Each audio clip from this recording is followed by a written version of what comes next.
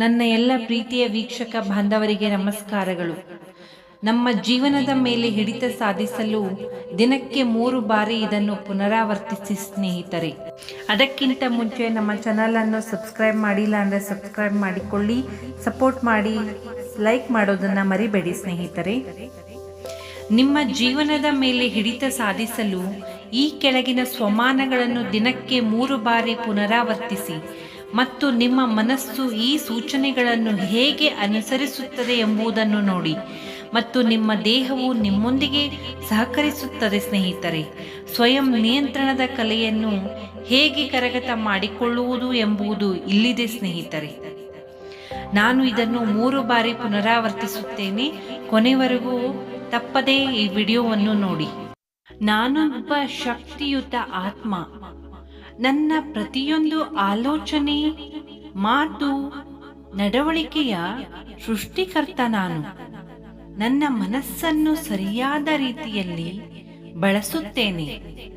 ಸಂದರ್ಭಗಳು ನನ್ನ ಪ್ರಕಾರ ಆಗದೇ ಇರಬಹುದು, ಆದರೆ ನನ್ನ ಮನಸ್ಸು ಯಾವಾಗಲೂ ನನ್ನ ಮಾತನ್ನು ಕೇಳುತ್ತದೆ. ಎಲ್ಲಿ ಗಮನ ಹರಿಸಬೇಕು, ಏನು ನೋಡಬೇಕು, ಏನು ಕೇಳಬೇಕು, ಏನು ಮಾತನಾಡಬೇಕು ಎಂದು ನನಗೆ ಗೊತ್ತು. ಸದಾ ಎಲ್ಲರಲ್ಲೂ ಒಳ್ಳೆಯದನ್ನು ನೋಡುತ್ತೇನೆ. ನಾನು ನನ್ನ ದೇಹದ ಯಜಮಾನ ಆಗಿದ್ದೇನೆ. ನಾನೊಬ್ಬ ಶಕ್ತಿಯುತ ಆತ್ಮ. ನನ್ನ ಪ್ರತಿಯೊಂದು ಆಲೋಚನೆ, ಮಾತು, ನಡವಳಿಕೆಯ ಸೃಷ್ಟಿಕರ್ತ ನಾನು. ನನ್ನ ಮನಸ್ಸನ್ನು ಸರಿಯಾದ ರೀತಿಯಲ್ಲಿ ಬಳಸುತ್ತೇನೆ. ಸಂದರ್ಭಗಳು ನನ್ನ ಪ್ರಕಾರ ಆಗದೇ ಇರಬಹುದು, ಆದರೆ ನನ್ನ ಮನಸ್ಸು ಯಾವಾಗಲೂ ನನ್ನ ಮಾತನ್ನು ಕೇಳುತ್ತದೆ.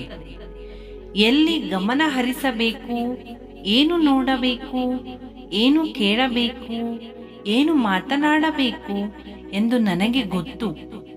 ಸದಾ ಎಲ್ಲರಲ್ಲೂ ಒಳ್ಳೆಯದನ್ನು ನೋಡುತ್ತೇನೆ. ನಾನು ನನ್ನ ದೇಹದ ಯಜಮಾನ ಆಗಿದ್ದೇನೆ. ನಾನೊಬ್ಬ ಶಕ್ತಿಯುತ ಆತ್ಮ. ನನ್ನ ಪ್ರತಿಯೊಂದು ಆಲೋಚನೆ, ಮಾತು, ನಡವಳಿಕೆಯ ಸೃಷ್ಟಿಕರ್ತ ನಾನು.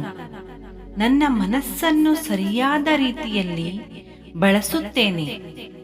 ಸಂದರ್ಭಗಳು ನನ್ನ ಪ್ರಕಾರ ಆಗದೇ ಇರಬಹುದು, ಆದರೆ ನನ್ನ ಮನಸ್ಸು ಯಾವಾಗಲೂ ನನ್ನ ಮಾತನ್ನು ಕೇಳುತ್ತದೆ.